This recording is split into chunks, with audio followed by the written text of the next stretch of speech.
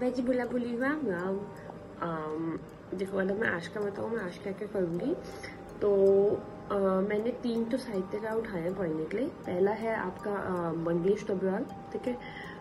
दूसरा मैंने उठाया मन्नू भंडारी और एक और मैंने उठाया है सूरदास, ठीक है। मतलब बड़े से छोटा। तो ये 3 तो मैं पढ़ूंगी साहित्यकार में। उसके बाद मैथ्स की बात की जाए तो मैथ्स में जो मेरे चैप्टर्स हैं वो है आज time and distance, profit and loss, percentage, surds, number system. तो ये 5 चैप्टर है। इन 5 चैप्टर के 10-10 क्वेश्चन के स्लॉट वही 50 क्वेश्चन का सेट, ठीक है।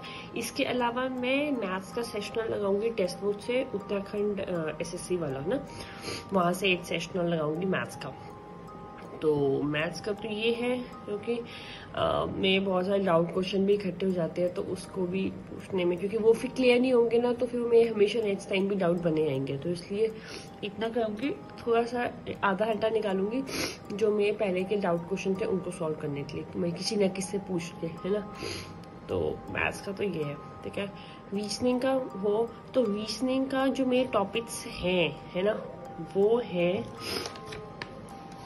एक मिनट, हाँ देखो, रीजनिंग के जो मेरे टॉपिक है स्टेटमेंट एंड असम्पशन, ठीक है, क्लॉक, कैलेंडर, क्योंकि मैंने चैप्टर सब वो ले रखे हैं जो मुझे हार्ड लगते हैं, है ना। जो इजी चैप्टर वो मैंने हटाई दिए, क्योंकि वो मैंने कई भी लिए अपनी पीयूष रोशनी वाली बुक से, और वो में से हो रहे हैं तब, है ना, ठीक है। 3 हो गए। फिर मैंने उठाया ब्लड रिलेशन, ये भी मुझे बहुत मुश्किल लगता है।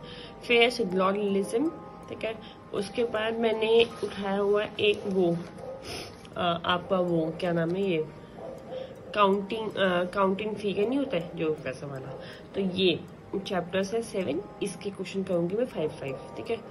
तो ये है, और इनमें थोड़े थोड़े ना फॉर्मूलेज भी हैं, जैसे मैंने आपको बताया ना वो क्लॉक वाला, तो उसमें वो टाइम निकालने के लिए या डिग्री निकालने के लिए वाटर में या इमेज का एक है ना छोटा सा, तो मैं भूल जाती हूँ। तो उसको मैं तो यही बोलूँगी, कोई भूल जाता है तो उसको लिख के ना अपने आगे सामने अंदर वॉल है या कुछ भी है वहाँ पे चिपका दो, है ना। तो ये चीज़ें बिना फॉर्मूले से तो होगी नहीं। सेम एज इन कैलेंडर, तो कैलेंडर तो मैं तो वैसा वाला करती हूँ, मंथ्स का कोड है, फिर डेज का कोड है, और फिर उससे कैलकुलेट करना ना।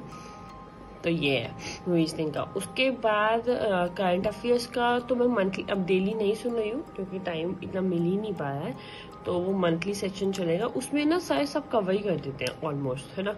जो डेली के उनके 10 क्वेश्चन का वो चलता है उसमें वो कर देते हैं सर, तो इसलिए उत्कर्ष सर का, गौरव सर का करंट अफेयर्स, ठीक है।